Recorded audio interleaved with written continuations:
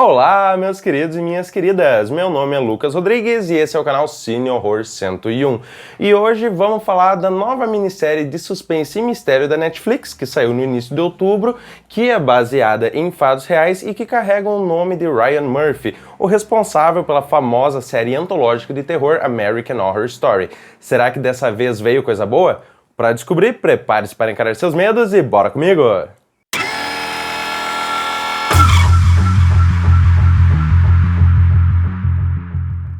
Se tu ainda não é inscrito aqui no Cine Horror 101, olha, chegou a hora de clicar aqui embaixo. Aqui eu tô sempre falando dos novos lançamentos, fazendo críticas e reviews, falando de filmes clássicos e de subgêneros e, claro, sempre dando muita dica de filme pra te nunca ficar sem o que assistir. Então, a hora é agora. Se inscreveu? Bora pro vídeo! Obras sobre casas, no geral, são bem comuns dentro do cinema de horror, ainda mais quando a premissa é a daquela família que se muda para uma casa nova e logo começa a ser atormentada por alguma ameaça oculta. Sendo a ameaça sobrenatural ou não, mesmo se tratando de uma premissa já bem utilizada, bem saturada em diversos pontos, ela ainda dá margem para muita coisa, porque a gama de possibilidades que dá para se trabalhar dentro dela é muito grande. De modo que volta e meia a gente vê algumas boas obras ainda saindo com essa temática. Mas será que esse é o caso de The Watcher? Esse é o título original da nova minissérie da Netflix, que aqui no Brasil recebeu o título de Bem-vindo à Vizinhança.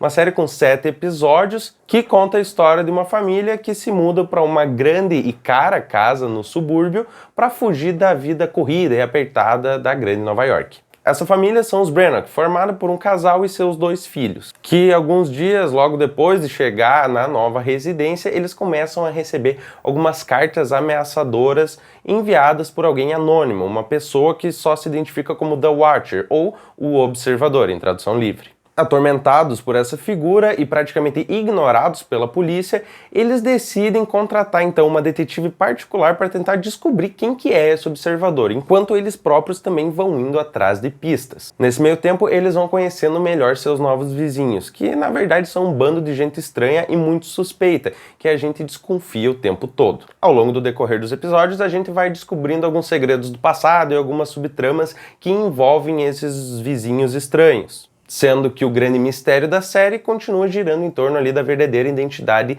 desse The Watcher. Antes de mais nada, eu preciso dizer que The Watcher é uma série cinematograficamente muito bem feita. A gente tem uma direção bem eficaz e um roteiro bem legal, que são capazes de nos envolver naquele clima de insegurança que permeia toda a série e de nos deixar cada vez mais curiosos para saber quem afinal que é o The Watcher. O principal destaque, sem dúvidas, é o elenco, que conta com alguns nomes aí bem conhecidos de fãs de terror, como Naomi Watts, que fez a Rachel no Chamado, e a queridíssima Mia Farrow, a nossa eterna Rosemary.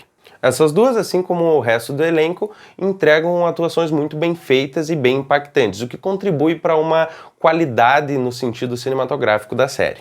Porém, infelizmente, meus queridos e minhas queridas, os elogios acabam por aqui. Isso porque, ainda que seja eficaz ao prometer e ao instigar, a trama acaba não entregando praticamente nada ao longo dos episódios. E olha que eu nem tô falando aqui da revelação final, até porque eu não quero dar spoiler. Eu tô falando do próprio desenvolvimento da série ao longo dos episódios, que vai amontoando personagens, subtramas, histórias do passado e tudo mais, pra no final nada disso dar em absolutamente nada. São vários elementos que parece que foram simplesmente jogados ali na trama para dar pano para as teorias dos espectadores, sem que no final sejam minimamente relevantes. A trama realmente ela é eficaz ao apresentar esses diversos suspeitos. A gente fica realmente intrigado e quer saber mais sobre eles, de onde que eles vieram, o que eles fizeram, o que eles fazem e por que eles são tão estranhos, principalmente. Porém, infelizmente, uma coisa é apresentar e outra coisa é desenvolver em cima disso, coisa que a série não consegue fazer de um jeito decente. E é tanta, mas tanta coisa que a gente fica meio perdido ali sem entender direito quais daqueles personagens vão ser realmente relevantes e quais são só pessoas que estão ali que a gente acaba teorizando em cima sem nenhum real motivo. E quando eu falo que é muita coisa, eu não estou falando que isso é algo necessariamente ruim. Vamos pegar Dark, por exemplo. Dark é uma das minhas séries favoritas de todos os tempos e de longe a minha preferida da Netflix. E é uma série com muito personagem, a gente realmente fica confuso ali com os nomes e famílias e tudo mais. Porém, em Dark, os realizadores conseguem dar um papel relevante para todos esses personagens, de modo que, à sua maneira, todos eles contribuem para a história principal. Ou seja, o problema do The Watcher é ficar amontoando ali personagens e elementos que não acrescentam nada à verdadeira história e ao verdadeiro mistério que se pretende revelar no final da obra. Pessoas e subtramas que parece que estão ali realmente só para fazer número, para fazer a gente ficar criando teoria na nossa cabeça e no final não fazem parte de nada relevante para o que a história pretende contar. É claro que isso não acontece com tudo que a série apresenta. Algumas coisas, alguns personagens são até bem desenvolvidos e tem até alguma relevância ali para a história principal. O problema é que a falta dessa relevância e desse desenvolvimento consistente é muito mais frequente do que a presença disso na série, o que atrapalha todo o desenvolvimento e acaba resultando em algo, infelizmente, muito decepcionante. E, por óbvio, com tanto personagem, com tanto subtrama, a série acaba parecendo meio sem rumo. Ela não sabe por que lado que vai seguir, se vai seguir dando dica que aquele personagem é o suspeito mais provável, ou se é o outro, ou se é a subtrama que está por trás de tudo essa, ou se é aquela. E no final, a gente fica perdido no meio de tudo isso, enquanto o negócio parece que realmente não avança em direção a uma resposta satisfatória. Para falar um pouquinho mais sobre essas questões, eu não tenho como não dar alguns spoilers. Então, se tu pretende assistir The Watcher, eu sugiro que tu pare o vídeo por aqui. Para quem quiser fazer isso, eu posso fazer um resuminho aqui dizendo que The Watcher é uma série que ela garante, sim, uma boa experiência em alguns pontos. Ela é uma série de qualidade, muito bem feita, muito bem executada cinematograficamente, mas desperdiça toda essa qualidade num desenvolvimento que não leva a lugar nenhum e acaba entregando um resultado completamente decepcionante. Bom, indo aí para a parte dos spoilers então. Eu entendo que pode-se argumentar que essa falta de conclusão da qual eu reclamei seja porque a história real na qual a série é baseada realmente não teve uma solução, não teve uma conclusão. O caso nunca foi resolvido. E assim, realmente, inventar um final para uma história real que não teve um final fechado seria uma falta de compromisso da Netflix com a verdade. E eu entendo eles terem deixado esse final em aberto e colocado aquele letreiro lá no final do último episódio dizendo que o mistério real nunca foi resolvido. O problema é que se tu vai fazer um final assim, pra que ficar colocando e sugerindo um monte de coisa antes, se tu não vai trabalhar elas e se elas não vão acrescentar em nada na história? O problema não é o final aberto. Inclusive, quem me assiste aqui sabe que eu gosto de vários filmes que têm finais abertos e sugestivos e interpretativos. Só que esse não é o caso de The Watcher. Ele não abre muito espaço para interpretação ou para teorias do que realmente aconteceu. Ele simplesmente descarta tudo que ele construiu até então, todas as tramas que ele apresentou e que não soube desenvolver.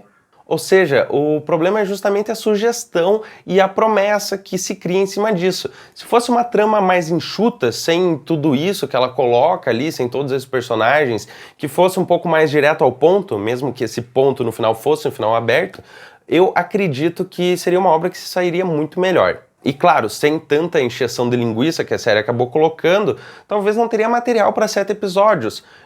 De modo que eu acho que funcionaria melhor como um filme, um negócio mais enxuto ali, sem tanta enganação, sem tanta encheção de linguiça.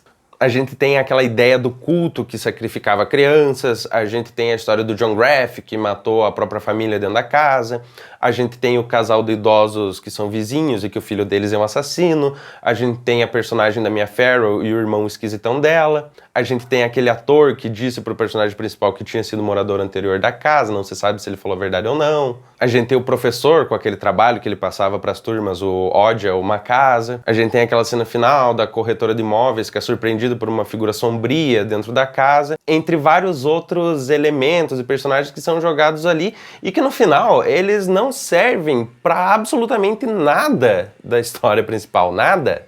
Isso tudo faz com que eu me pergunte por que afinal que eles estão ali. É só para deixar o espectador curioso, sem que se tenha uma justificativa narrativamente relevante para isso? Olha, me desculpem, mas para mim isso não passa de enganação descarada. Um roteiro que procura enganar quem está assistindo para no final entregar algo que não faz o menor sentido com tudo que tentou desenvolver de uma forma mal feita, inclusive ao longo dos episódios. Afinal, uma história que não tem bem uma conclusão não necessita de tanta coisa. Eu vou bater nessa tecla, não necessitava de tudo isso. Uma história enxuta no formato de um filme, sei lá, qualquer coisa, que se resumisse ao que realmente é relevante e não perdesse tempo com tanto lixo, com tanta coisa inútil, olha, sinceramente, poderia ter ficado muito bom, mas não foi o caso, infelizmente não foi o caso. Em resumo, The Watcher não é uma série que peca necessariamente pela conclusão em si, ou seja, pelo fato do final aberto, mas por tudo que prometeu e não entregou ao longo do desenvolvimento da série. Na minha humilde opinião, por mais bem feita que seja e por mais que ela realmente prenda quem assiste, ela acaba deixando um gostinho amargo na garganta, uma sensação de que a gente foi enganado e, invariavelmente, isso acaba sendo completamente decepcionante. Bom, por hoje era isso, meus queridos e minhas queridas. Espero que tenham gostado da minha análise. Caso vocês tenham assistido The Watcher, deixem aqui nos comentários o que vocês acharam e vamos trocar uma ideia sobre essa minissérie baseada em fatos reais da Netflix. Tenham todos ótimos pesadelos e até a próxima!